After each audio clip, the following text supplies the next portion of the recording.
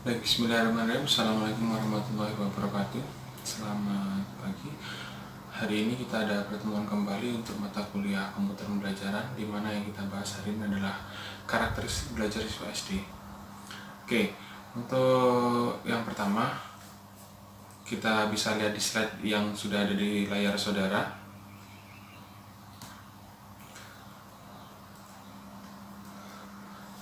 Penting bahwa bagi kita sebagai guru untuk mendidik siswa, kita berdasarkan kemampuan perkembangan belajarnya. Mengapa? Karena kita tahu bahwa setiap siswa itu berkembang sendiri-sendiri berdasarkan dari kemampuannya. Maka dari itu kita tidak bisa memaksakan. Dalam belajar komputer pun sama, dalam belajar tentang teknologi pun sama. Tiap siswa mempunyai kemajuan atau tingkat perkembangan masing-masing. Supaya kita lebih paham tentang perkembangan itu, kita simak beberapa slide yang sudah saya siapkan. Dasar-dasar teori yang harus kita pelajari terkait dengan pentingnya komputer dalam perkembangan belajar siswa. Yang pertama adalah teori belajar Piaget. Nah, menurut Piaget ini, seorang anak maju melalui 4 tahapan perkembangan. Yang pertama adalah sensori motor, usia lahir sampai dengan 2 tahun. Apa yang ada pada periode ini? Pada periode ini, tingkah laku anak bersifat motorik dan anak menggunakan sistem penginderaan untuk mengenal lingkungannya.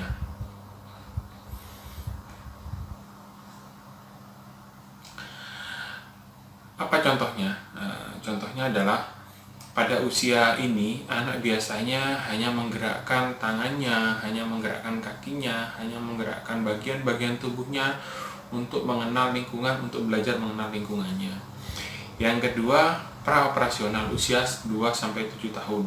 Pada periode ini, anak bisa melakukan sesuatu sebagai hasil meniru atau mengamati sesuatu model, tingkah laku, dan mampu melakukan simbolisasi. Apa maksudnya? Pada usia 2-7 tahun ini, kita kenal dengan masa gold period.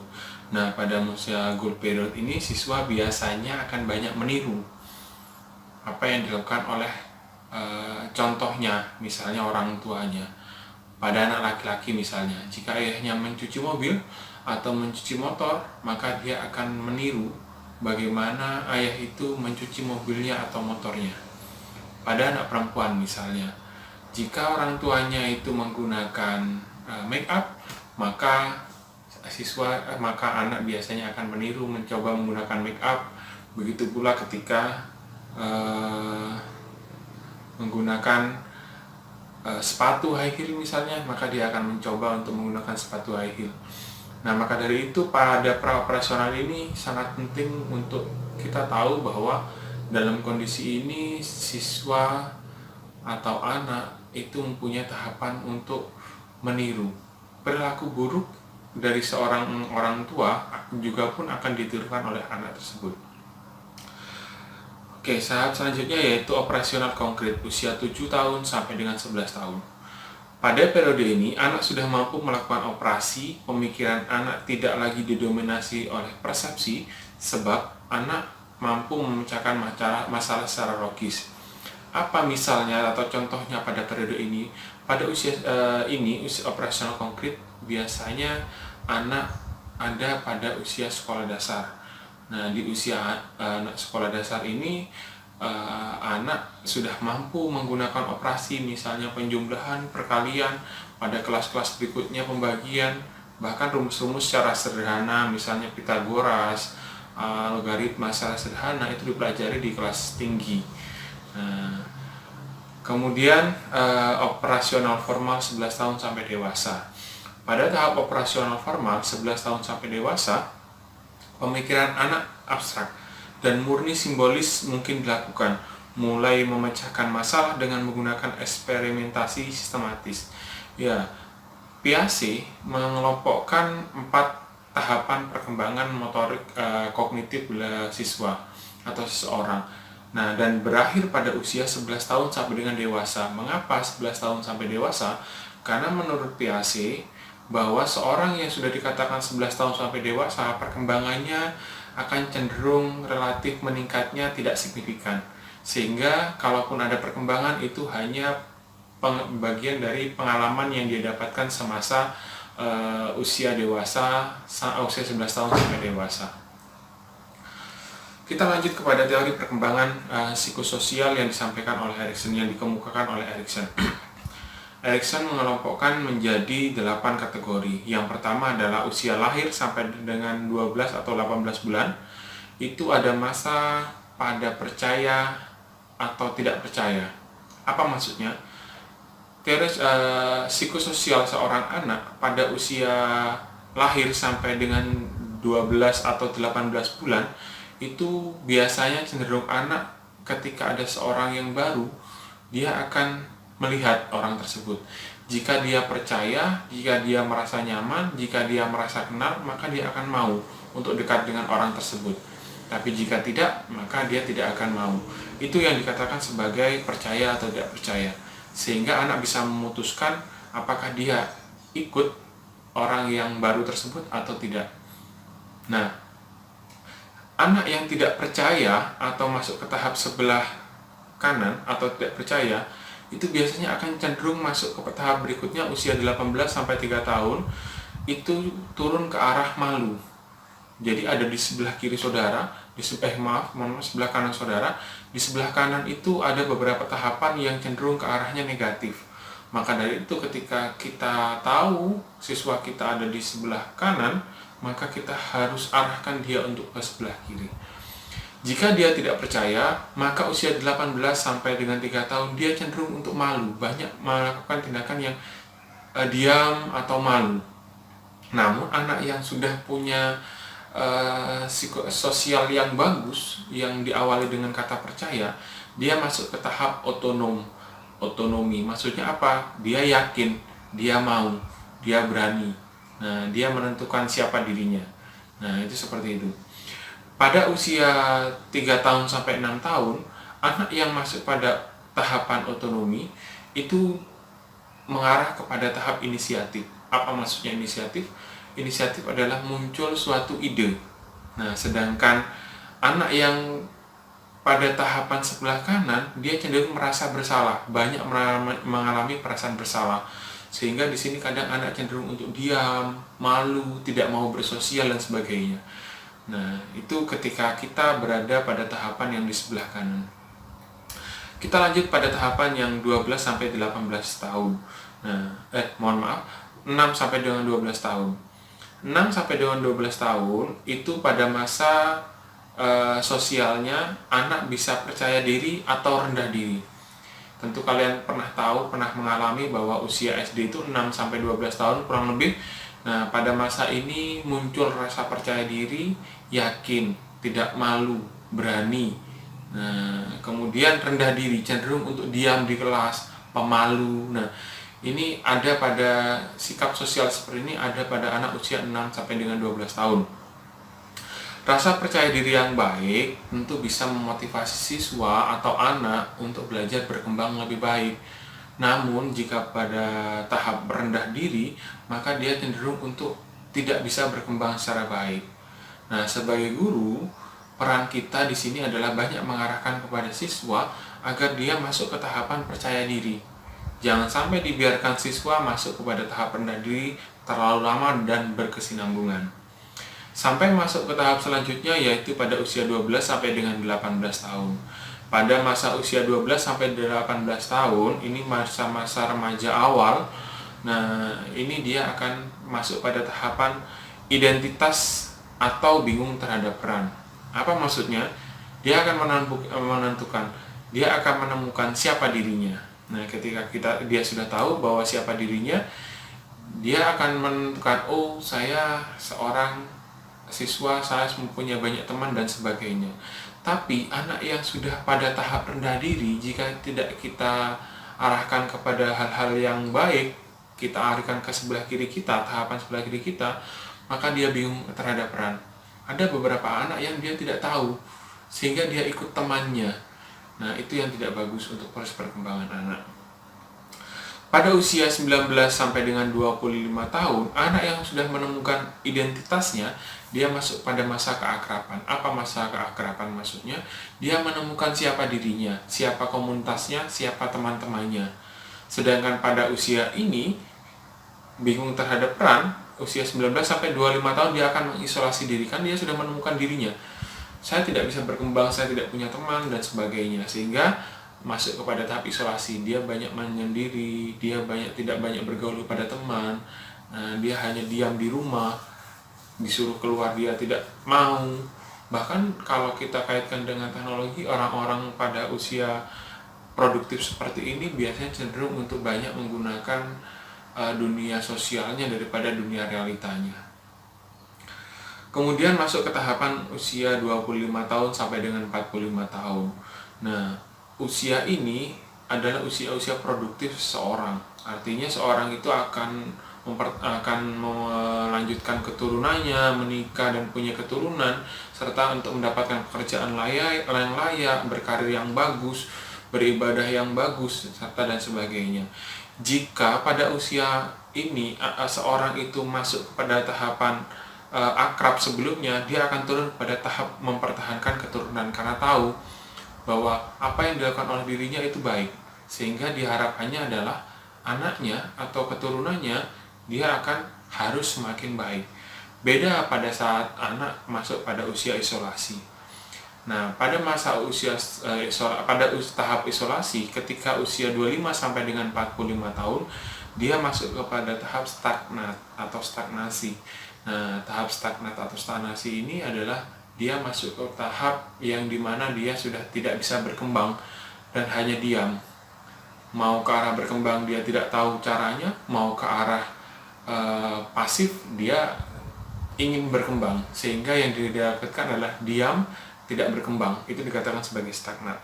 Sampai pada masa usia 45 tahun ke atas, orang yang atau seseorang yang masuk sebelumnya pada tahap mempertahankan keturunan, dia masuk ke tahap integrasi, sedangkan pada tahap stagnasi dia turun kepada dewasa akhir. Artinya hanya tinggal menunggu kapan berakhirnya pada jiwa seorang itu atau usia seorang itu, karena dia sudah tidak bisa berkembang lagi. Batasan usia, tenaga, pikiran, dan sebagainya itu membuat seorang di akhir usia-usia 45 tahun ke atas dia masuk ke tahap integrasi atau masa dewasa akhir. Oke, kita lanjutkan pada teori pakem. Pakem yang mungkin kita kenal sekarang kita kenal dengan istilah PAIKEM, pembelajaran aktif, kreatif, dan menyenangkan. Kalau sekarang kita ada I, yaitu inovatif, didasarkan pada teori belajar konstruktivisme.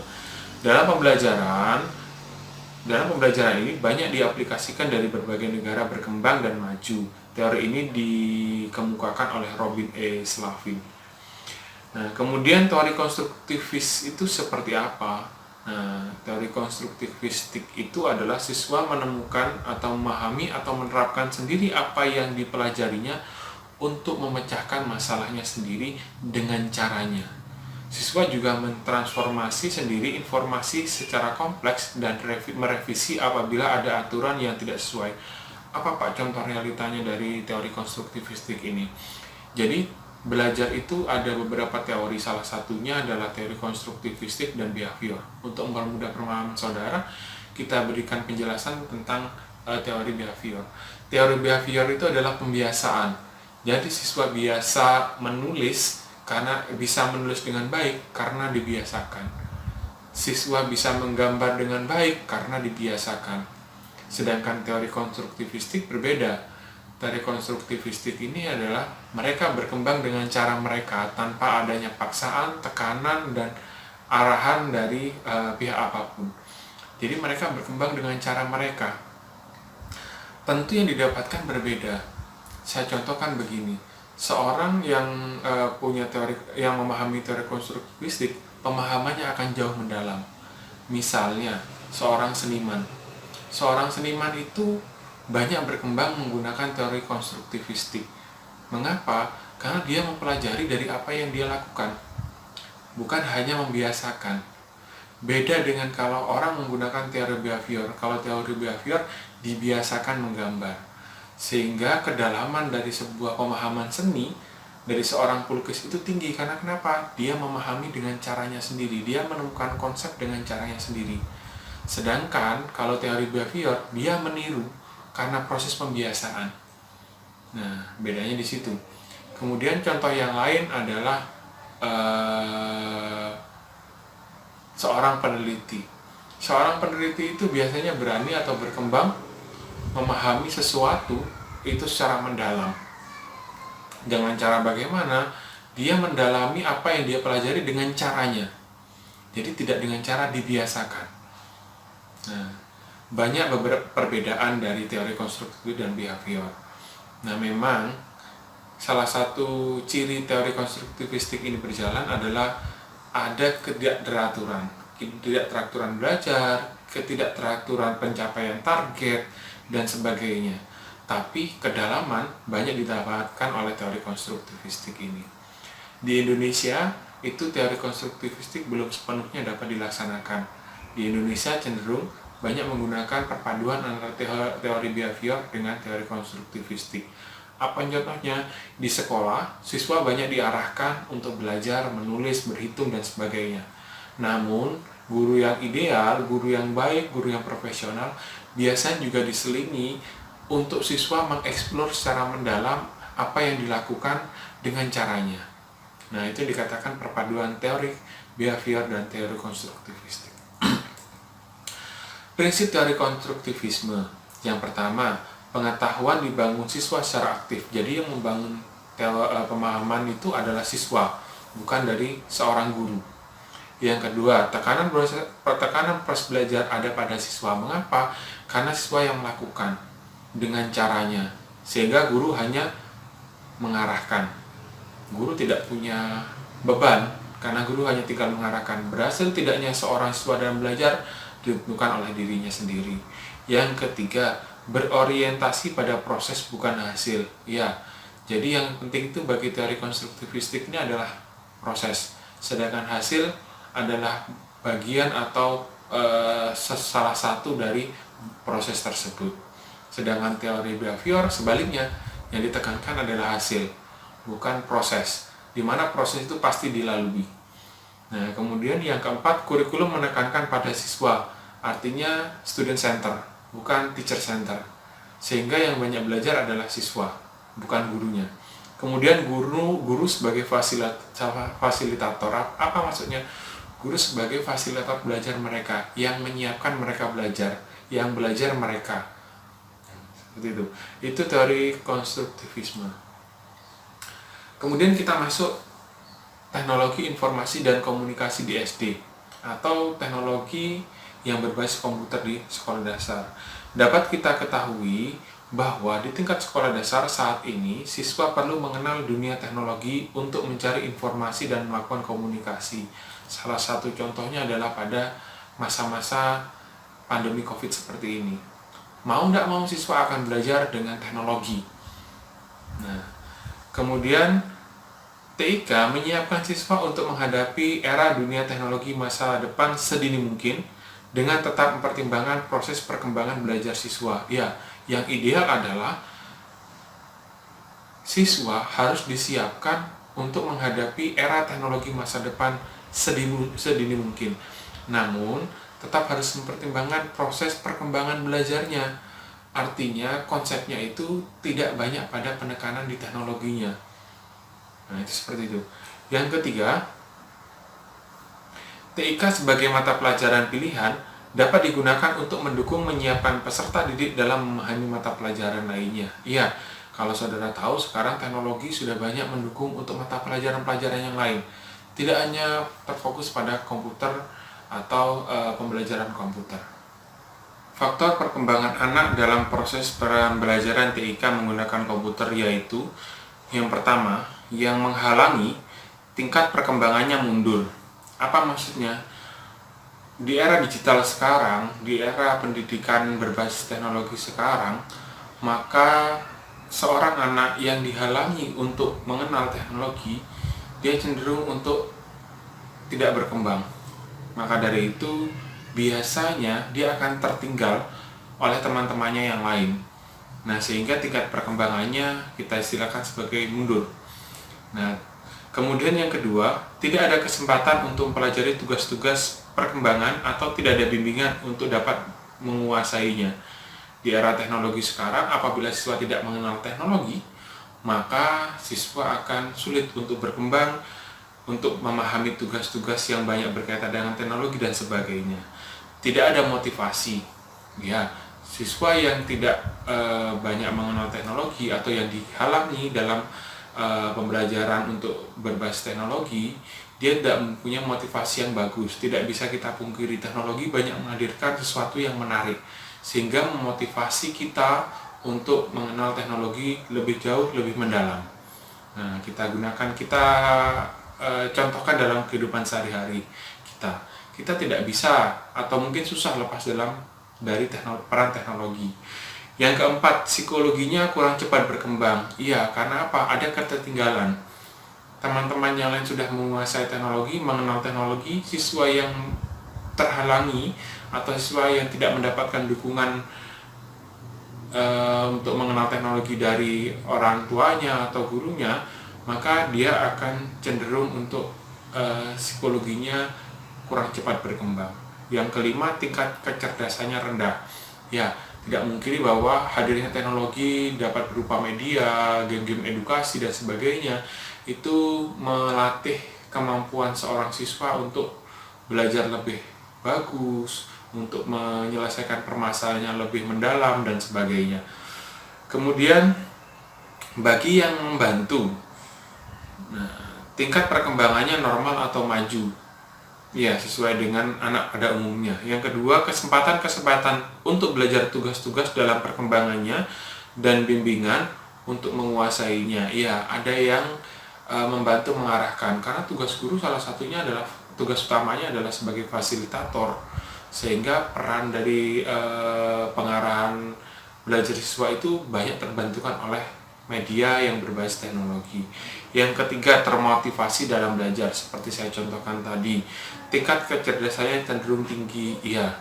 Kenapa? Dengan memahami teknologi, siswa cenderung untuk mengenal teknologi, mendalami teknologi, sehingga dia akan banyak mengolah informasi secara mendalam dengan caranya, sehingga itu secara langsung membuat siswa itu paham tentang apa yang dipelajarinya. Kreativitas berkembang. Iya, siswa yang banyak mengenal teknologi cenderung kreativitasnya berkembang, karena teknologi atau peran dari teknologi saat ini banyak menuntut siswa untuk mempunyai ide-ide atau kreativitas, sehingga siswa muncul ide atau kreativitasnya lebih menarik. Pengaruh positif dan negatif dari komputer atau teknologi untuk perkembangan anak. Ya, teknologi tentu punya dampak positif dan negatif. Nah, beberapa di antaranya adalah pengaruh positif untuk anak, menambah minat dan ketertarikan belajar siswa. Yang kedua, membantu anak untuk belajar bagaimana bertahan, membuat strategi, membangkitkan semangat kepemimpinan dan bermain peran, yang itu banyak sekarang dihadirkan oleh teknologi. Mendidik anak untuk memiliki karakter pribadi yang baik. Nah, meningkatkan kemampuan berpikir linguistik, cara berbicara, matematik, cara berhitung, pemahaman akan warna, pemahaman akan mengenal bahasa dan sebagainya. Siap menghadapi kemajuan zaman dan teknologi di masa depan.